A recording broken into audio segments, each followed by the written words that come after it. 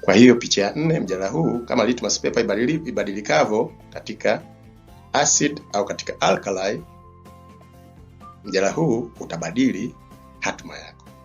Picha ya 4 ilikuwa. Sasa picha ya 5. Hii ni muhimu kuisikiza kwa ukaribu sana. Nasema picha ya 5 kama dondoo kuhusu manufaa tunakuletea. Kumbuka nakuletea maelezo haya ya mwanzo, mazungumzo ya mwanzo ili kukuandaa, kujengea utashi wa kushiriki mjadala huu wa aina na kiasi stahiki ili uweze kupata manufaa sahihi stahiki. So, picha ya 5 imesema manufaa tunakuletea kama dondoo kuhusu manufaa tunakuletea wewe, mwanao, familia yako, taasisi yako, wanafunzi wako, shule yako, staff wako, jamii mzima na human race kokote through time and space. Hii hapa picha ya 5. Chukua kisa hichi kutoka katika Biblia, ndio picha ya 5 kubwa sana hii. Kisa kinachoelezwa vema katika kwaya ya Makongorosi Chunya katika wimbo wao Kiwete. Neno hili Kiwete inabidi itaje kwa makini sana.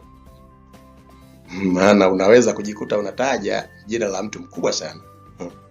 Namjua huyu simsemi. Kidding. Sasa sikia hii kutoka kwa Makongorosi. Kwa Makongorosi Chunya. Picha ya 5, kumbuka hiyo. Hata ilipofika saa Petero na Yohana walikwenda hekalu ambako wakamwona kiwete ambaye kama ada msaada wa kijadi ilikuwa anabebwa na kuwekwa mlangoni wa hekalu ili aombe sadaka. Na sihaba wa Samaria wema walipita wakimpa msaada au pesa kidogo, sumuni na kadhalika, na kumwezesha kujikimu. Basi kuwaona Petro na Yohane kiwete huyu lemavu, akawaitisha akitarajia kupata kitu kwao. Wanasema Makongorosi Chunya. Aliwaitisha akitarajia kupata kitu kwao, pesa aweze kujikimu. Mtume Petro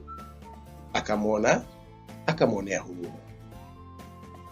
Lakini sikia jibu lake baada ya kuombwa msaada.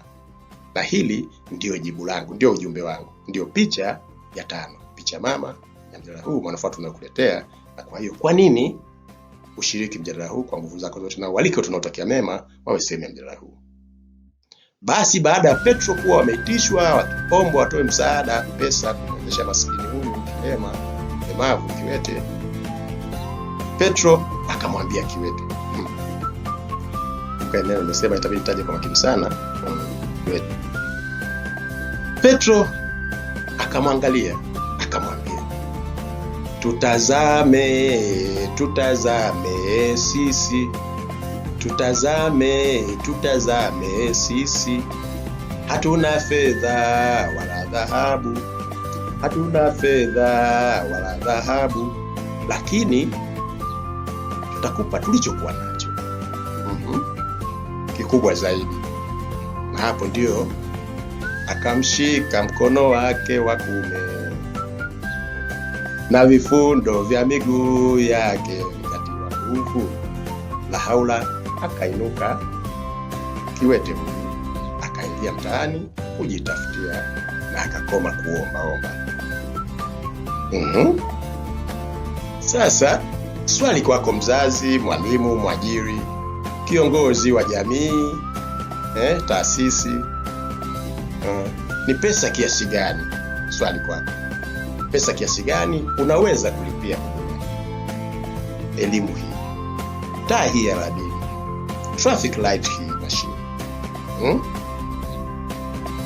acid hii, dawa hii, agent hii ya kubadilisha picha toka katika utegemezi, umaskini na kisha psycho, na kwenda we mwenyewe, mwanao, familia yako, jamii yako, taasisi yako, staff wako, jamii nzima, kuvunja vicious cycle na kujenga virtuous cycle haikokuwa safari na kuelekea katika mafanikio. Ni pesa kiasi gani ya elimu hii, huduma hii? Ndiyo Yesu OG akasema, mtu mmoja mwerevu akaona lulu, akauza vyote alipokuwa navyo ili aweze kuiown ile. Huyu alikuwa mwerevu. Swali la pili kwako, wewe uko upande gani? Ambassadors of Christ wakaimba wakasema, jiulize na ujijibu. Nasema kwenu wote, I promise you, mjadala huu hautakuachani kama mlivyo leo. Hautakuachani kama mlivyo sasa hivi leo as we speak. Nasema punde mwenyewe, mtazamaji, msikilizaji, mwanao, taasisi yako, shule yako, wanafunzi wako, shule yako, staff wako, jamii, institution yako, jamii mzima na humanity kokote, hasa historia kama sisi wote, moja moja na jamii mzima moja moja, hatimaye utakuwa kiumbe kipya kwa phraseology, kwa lugha ya Bible, a new creature. Utakuwa mtu mpya. Sema kwa phraseology ya Bible. Nasema kupitia mjadala huu kulikokuwa na mapungufu, mjadala huu utawakamilisha, yatasahihishwa. Na muhimu zaidi, pahala mlipokuwa bora, sawa na wale maskini na matajiri, mjadala huu utakawabadilisha na kuwa bora zaidi, kila moja katika hatua yake, na hata kuondoa ukomo. Mtakuwa bora zaidi wote, moja moja na jamii nzima. Kure, amini, wewe utakuwa shahidi vipunde.